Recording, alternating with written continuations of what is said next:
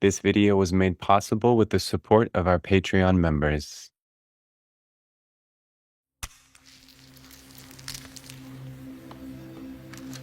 Our Father, which art in heaven, hallowed be thy name. Thy kingdom come, thy will be done.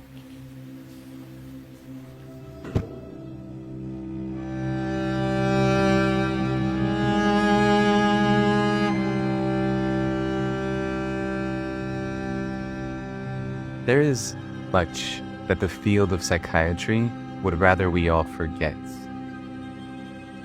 There's a story tucked into the shadows of American history, hidden beneath the facade of one of the nation's most famous families. It's the story of Rosemary Kennedy, a story that reveals the dark undercurrents of a profession that has long struggled with its own legitimacy.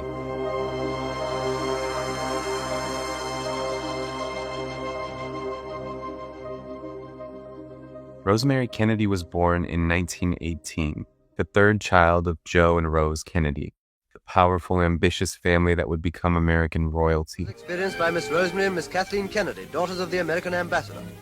From early on, Rosemary's development was marked as different. She was slower to crawl, slower to walk, slower to learn. By today's standards, she likely would have been understood simply as a person with a mild developmental delay. But in the context of the 1920s and 30s, and in this family in particular,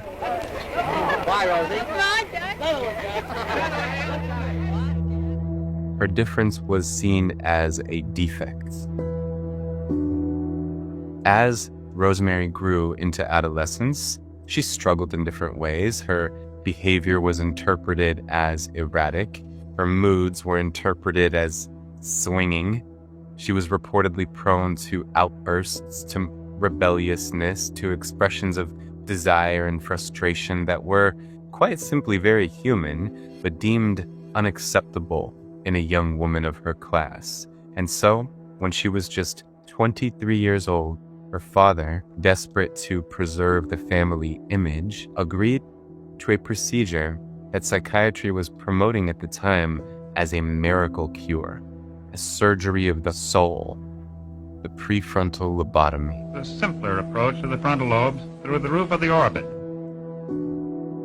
And this is where the story turns into a cautionary tale of science without wisdom.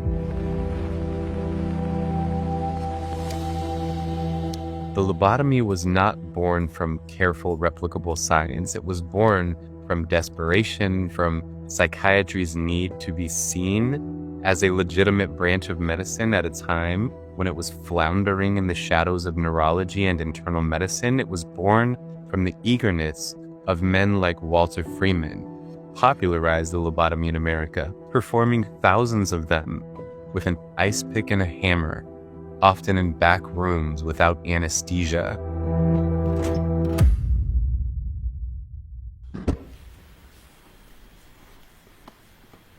Rosemary's procedure was described coldly, clinically. Her skull was opened.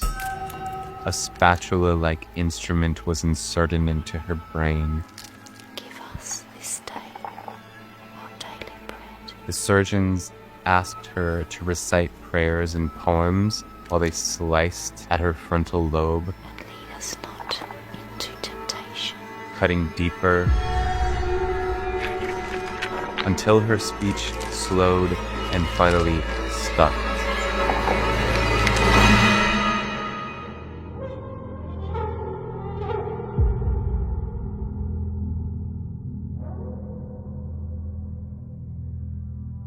She emerged from that operation permanently damaged, her mental capacity reduced to that of a toddler. She could no longer walk or speak coherently. She lived the remainder of her life institutionalized, hidden from public view, erased like an inconvenient truth. And this is not just the story of one woman. It is the story of an entire profession that in its quest to medicalize the mind, has too often committed violence under the guise of care.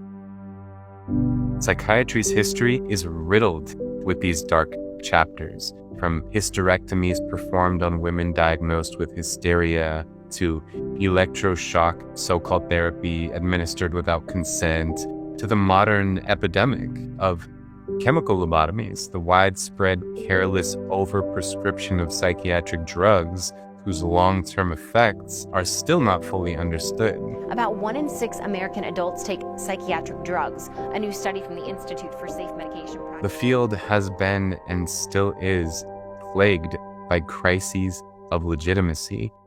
The diagnostic categories shift with every edition of the DSM, as if human suffering can be neatly boxed and labeled. The chemical imbalance theory of mental illness was marketed to the public for decades without solid scientific proof, and yet the apparatus of psychiatry, its power, its reach, its authority has only grown. To this day, psychiatry remains the least scientific branch of medicine, reliant not on objective biomarkers, but on subjective interpretations of human behavior, codified in manuals written by committees with conflicting interests.